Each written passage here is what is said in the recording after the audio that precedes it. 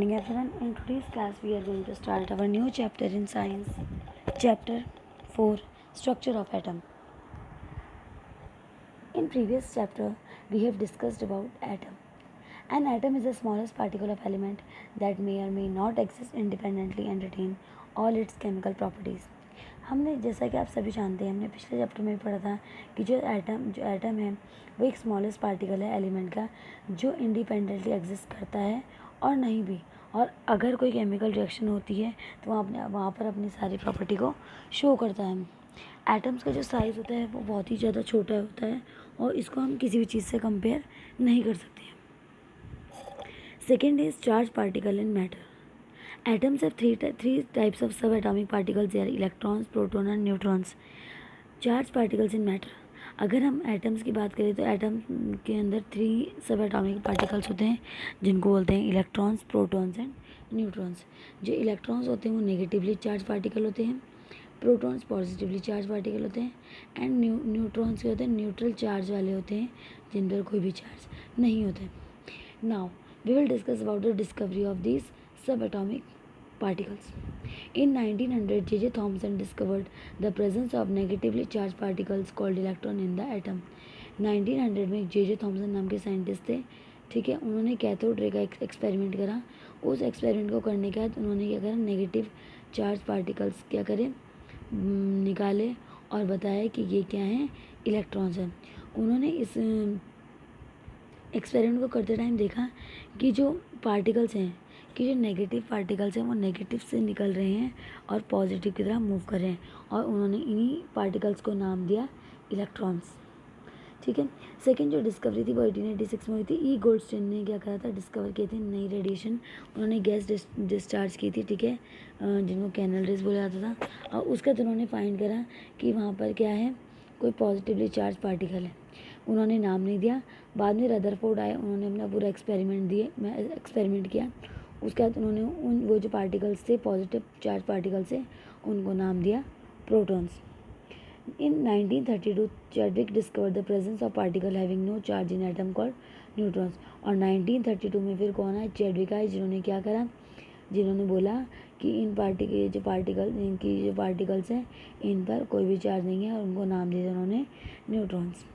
और फर्स्ट जो है वो हम डिस्कस करेंगे structure of atom, Thompson model of atom.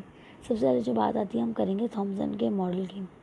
According to Thomson model of an atom is similar to Christmas pudding.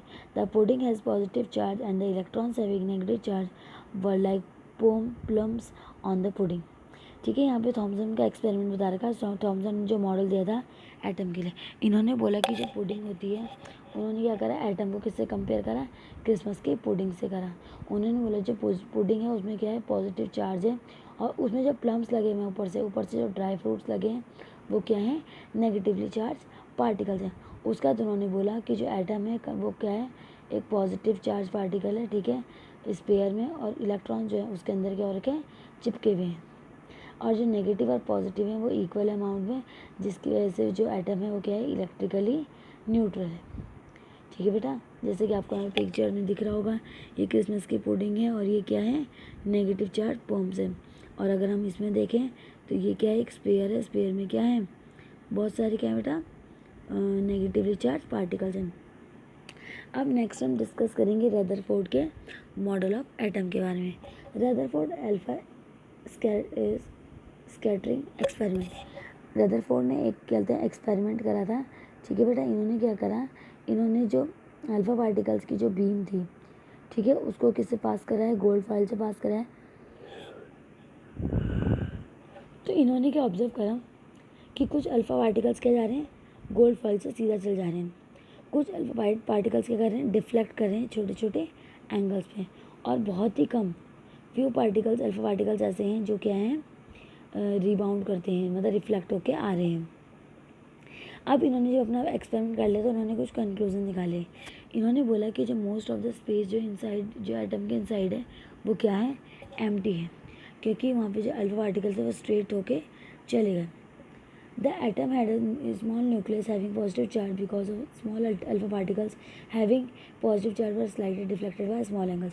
उसका तो उन्होंने बोला कि जो न्यूक्लियस है उसमें क्या है, पॉजिटिव चार्ज है, जिसकी वजह से क्या हो रहा है कि जो पार्टिकल्स है वो क्या हो रहे हैं, स्मॉल एंगल्स पे डिफ्लेक्ट हो रहे हैं.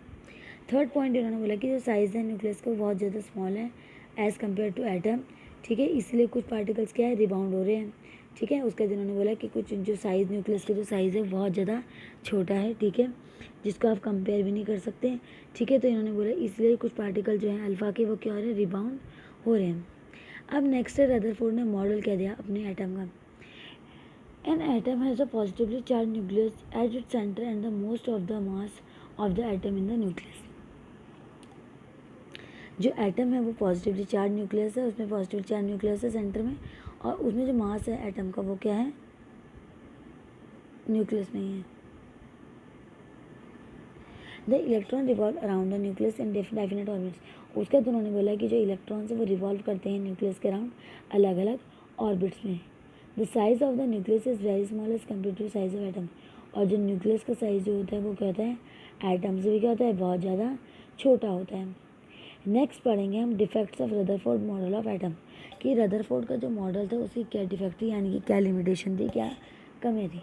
Any particle in circular path orbit would undergo acceleration, and during acceleration the charged particle would radiate energy.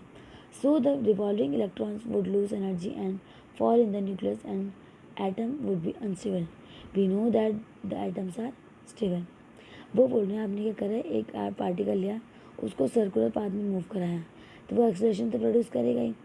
उसके बाद जब हमने उसे रिवॉल्व कराना शुरू करा तो उसकी जो एनर्जी थी वो क्या हो गई, लूज़ होने लगी.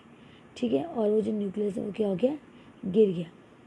ठीक है बेटा, इतना क्लियर हो गया आप लोगों को, इतना क्लियर हो गया.